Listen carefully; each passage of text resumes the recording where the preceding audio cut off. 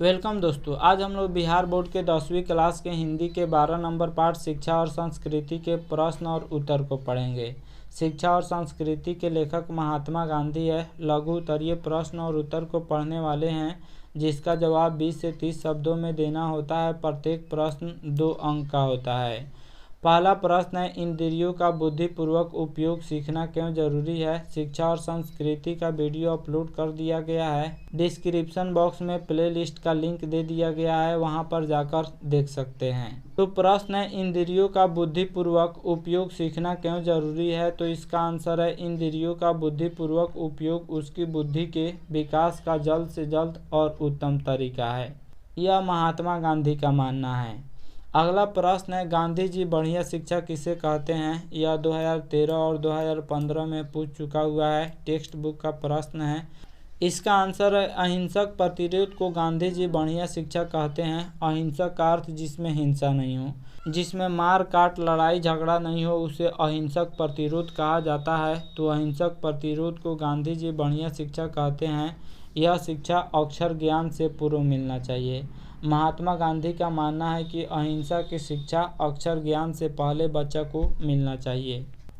अगला प्रश्न है, गांधी जी के अनुसार शिक्षा का जरूरी अंग क्या होना चाहिए। यह 2018 में पूछ चुका हुआ है। गांधी जी के अनुसार शिक्षा का जरूरी अंग यह होना चाहिए कि बालक जीवन संग्राम में प्रेम से घृणा को, यानी प्यार से नफरत को, सत्य से असत्य को और कष्ट सहन से हिंसा को आसानी के साथ जीतना सीखे।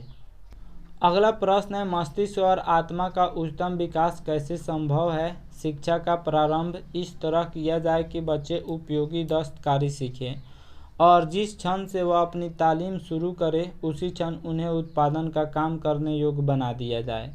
इस प्रकार के शिक्षा पद्धति में मस्तिष्क और आत्मा का उच्चतम विकास संभव है। महात्मा गांधी का मानना है कि जिस समय बच्चे वह कोई कार्य सीखे उसी समय वह उत्पादन करना सीख ले। इसी से मस्तिष्क और आत्मा का उच्चतम विकास संभव है। अगला प्रश्न है, शिक्षा का ध्येय गांधी जी क्या मानते थे और क्यों। यह पाठ्य पुस्तक का प्रश्न है। 2012 और 2014 में पूछ दिया हुआ है। इसका आंसर होगा, शिक्षा का ध्येय गांधी जी चरित्र निर्माण करना मानते हैं। गांधी जी शिक्षा का उद्देश्य चरित्र निर्माण करना मानते हैं। उनके विचार से शिक्षा के माध्यम से मनुष्यों में साहस, बल, सदाचार जैसे गुणों का विकास होना चाहिए, क्योंकि चरित्र निर्माण होने से सामाजिक उत्थान स्वयं होगा। साहसी और सदाचारी व्यक्ति के हाथों में समाज के संगठन का काम आसानी से सौंपा जा सकता है। अगला प्रश्न है, गांधी जी किस तरह के सामंजस्य को भारत के लिए बेहतर मानते हैं और क्यों। तो गांधी जी भिन्न भिन्न संस्कृतियों के सामंजस्य को भारत के लिए बेहतर मानते हैं, क्योंकि भिन्न भिन्न संस्कृतियों के सामंजस्य भारतीय जीवन को प्रभावित किया है और स्वयं भी भारतीय जीवन से प्रभावित हुई है। यह सामंजस्य कुदरती तौर पर स्वदेशी ढंग का होगा, जिसमें प्रत्येक संस्कृति के लिए अपना उचित स्थान सुरक्षित होगा। महात्मा गांधी विभिन्न प्रकार के संस्कृतियों के सामंजस्य को भारत के लिए बेहतर माने हैं। अगला प्रश्न है, गांधी जी कताई और धुनाई जैसे ग्रामोद्योगों द्वारा सामाजिक क्रांति कैसे संभव मानते हैं। इसका आंसर होगा, कताई और धुनाई जैसे ग्रामोद्योगों के संबंध में गांधी जी की कल्पना थी कि यह एक ऐसी शांत सामाजिक क्रांति की अग्रदूत बने जिसमें अत्यंत दूरगामी परिणाम भरे हुए हैं।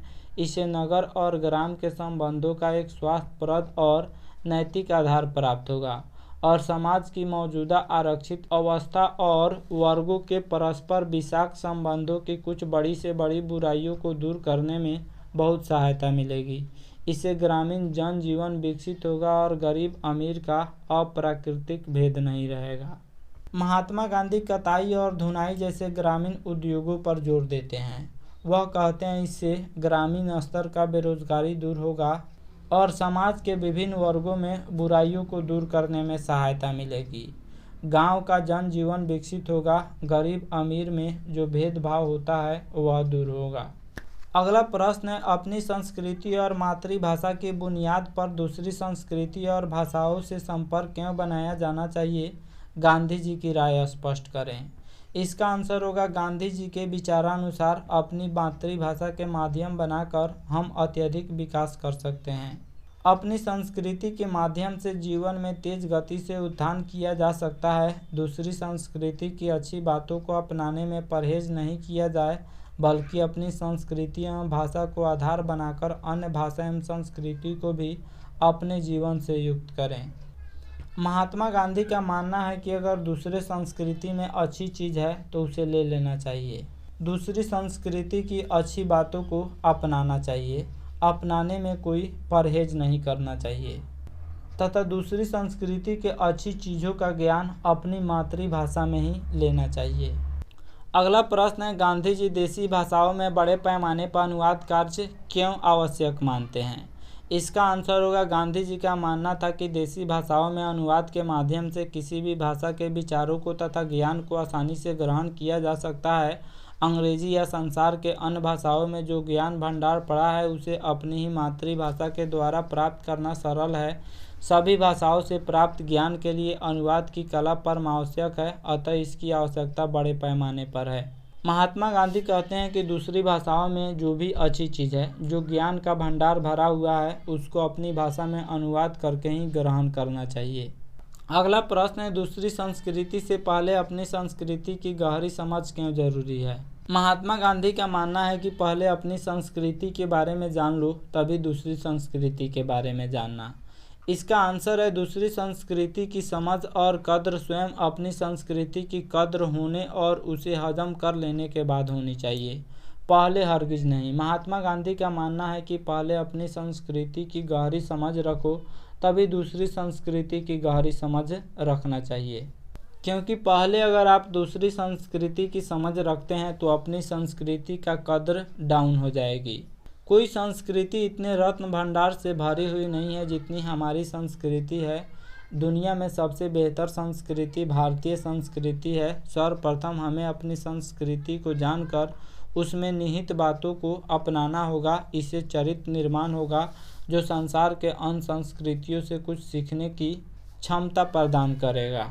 तो ये था शिक्षा और संस्कृति के प्रमुख प्रश्न और उत्तर। आशा करता हूँ यह वीडियो आप सब किसी को काफ़ी पसंद आया होगा। हमारे चैनल को सब्सक्राइब करें, इस वीडियो को लाइक करें तथा अधिक से अधिक शेयर करें। Thanks for watching my video.